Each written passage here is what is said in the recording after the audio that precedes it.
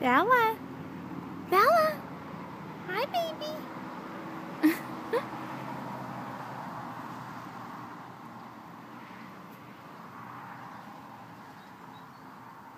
So today is Memorial Day, 2014.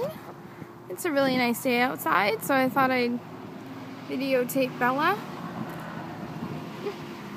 She's having all sorts of fun, but there's nobody here. This is one of the dog parks where I live. It's very nice, and this is the small dog area, and then over there is the large dog area. There's some people over there. Thought there'd be more people here because everybody is off of work, but oh well. What are you gonna do? This is what she does when you take her to dog park. She lays down in the shade and goes to sleep. She's been a lazy dog these past couple days because it's been kind of hot. I live in Pennsylvania. Yeah, she hasn't wanted to do anything.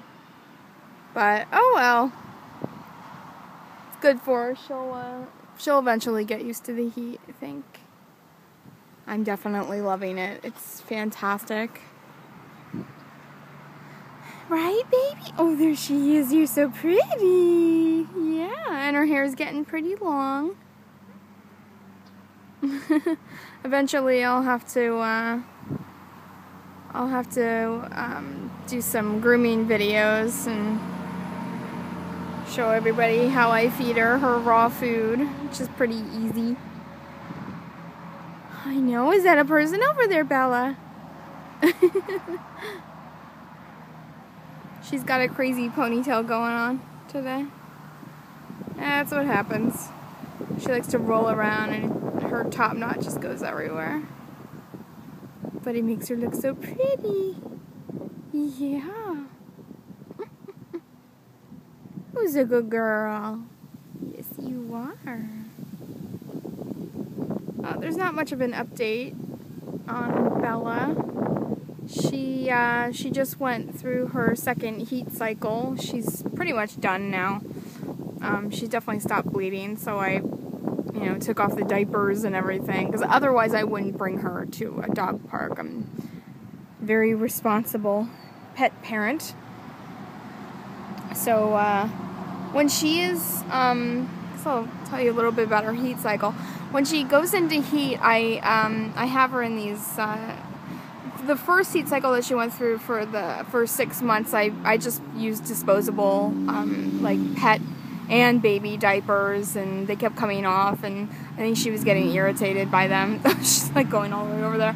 And then for this heat cycle, I actually bought cloth diapers, like cloth diapers specifically meant for dogs. And I bought most of them off of eBay, so they weren't very expensive. So I bought her about 5 or 6 of those, I think.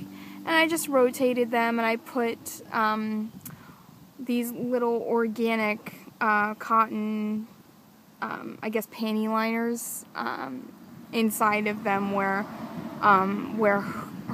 she would bleed the most, because the diapers that you get, they are not absorbent like baby diapers are. And anyway, with baby diapers, baby cloth diapers, you have to put inserts into them in the first place. So it was really easy, though. Every single time she went out in the backyard or we went for a walk in the neighborhood, I would just take off the pad and then replace it. Where'd she go? Where'd she go, Bella? Might be over here. No, I don't see her. Oh, there she is. Let me show you. And then I would just replace it when we came back in, or when she came in from being outside in the backyard. But other than that, I mean, it's a really, when you have a small dog and you for whatever reason, my thing for not spaying right now is kind of like ethical reasons. She wasn't born on this earth to for her reproductive organs to be taken out. But that doesn't mean that I'm gonna breed her or anything like that. I'm just letting her be her natural self, and you know, all that sort of thing. So yeah, if you have a bigger dog, it probably is a little bit more difficult because they would bleed a lot more. But when you have a small dog, it's a very small amount of blood. It's not a big deal at all. And then, you know, she does act a little strange. Her energy level kind of plummets.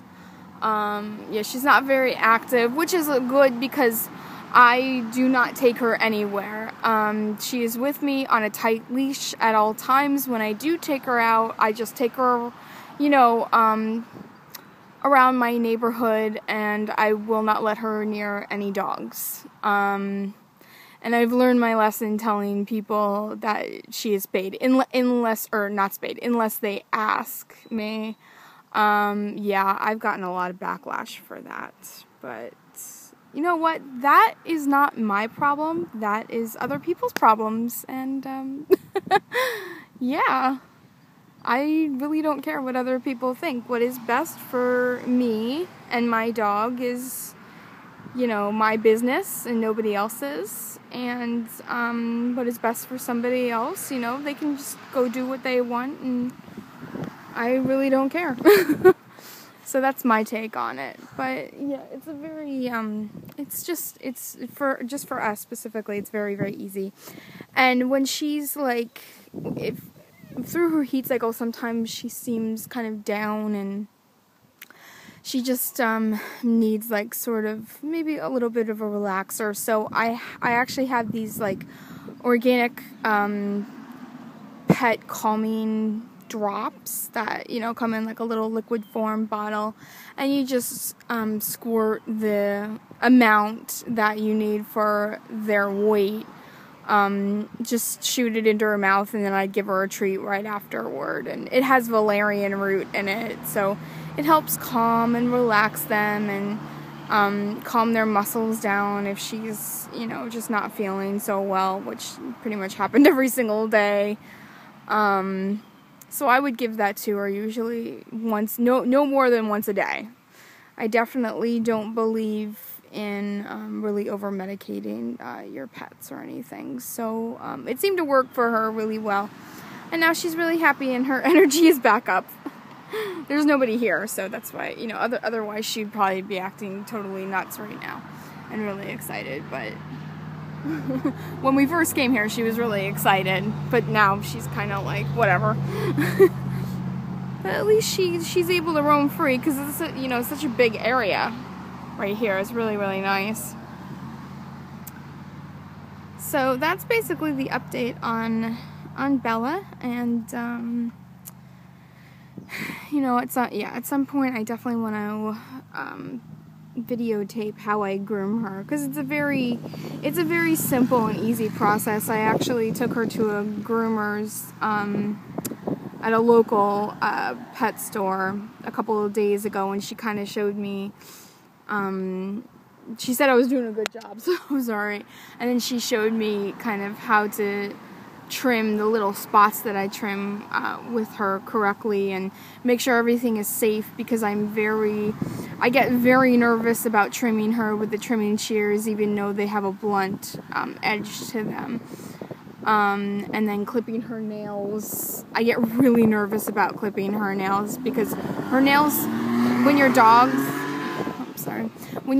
nails are black, it's just, it can be really stressful to the pet parent, because you don't know where the quick is, and you don't want to hurt your dog, you know, and you want them to be as comfortable as they possibly can.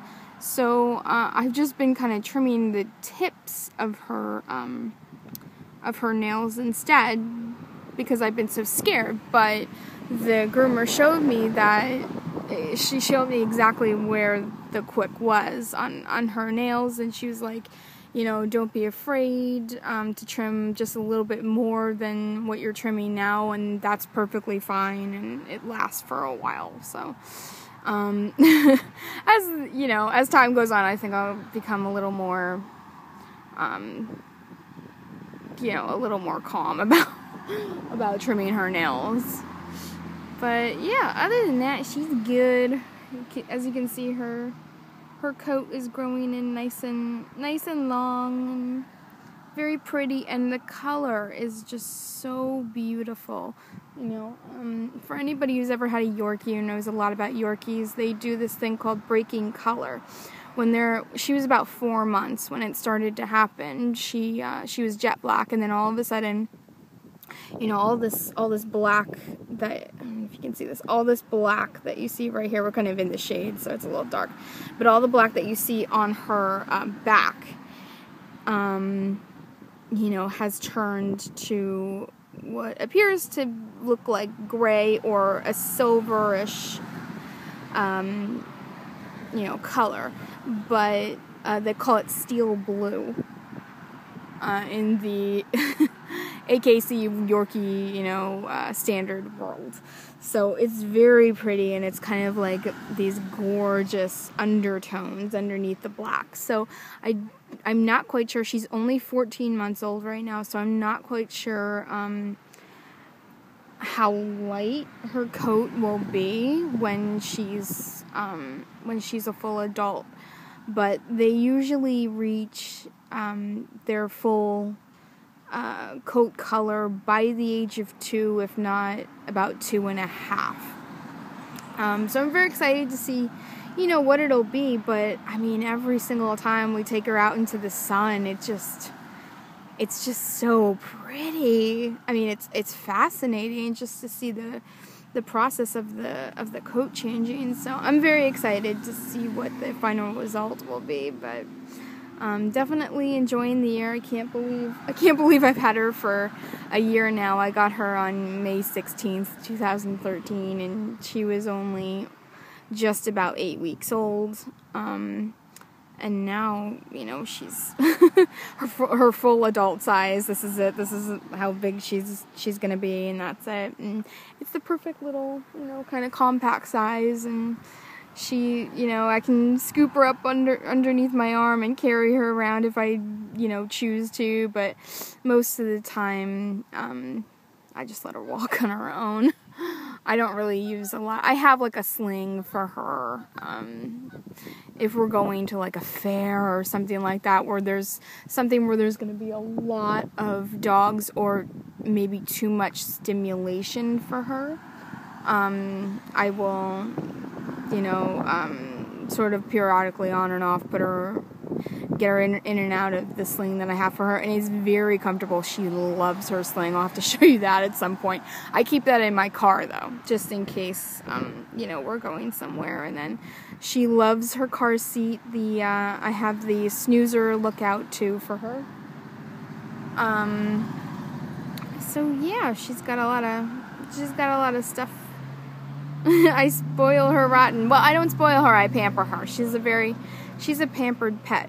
But, I've wanted a Yorkie for as long as I was a little kid. And she's my dream dog, so why not? Why not pamper your pet? You want the best for them, and I'm doing the best, in my opinion, that I could for her. But I love her very much, and I give her big hugs and kisses every morning, and we have a whole ritual when we wake up in the morning now. I take her for a walk before I feed her or I feed myself. I take her for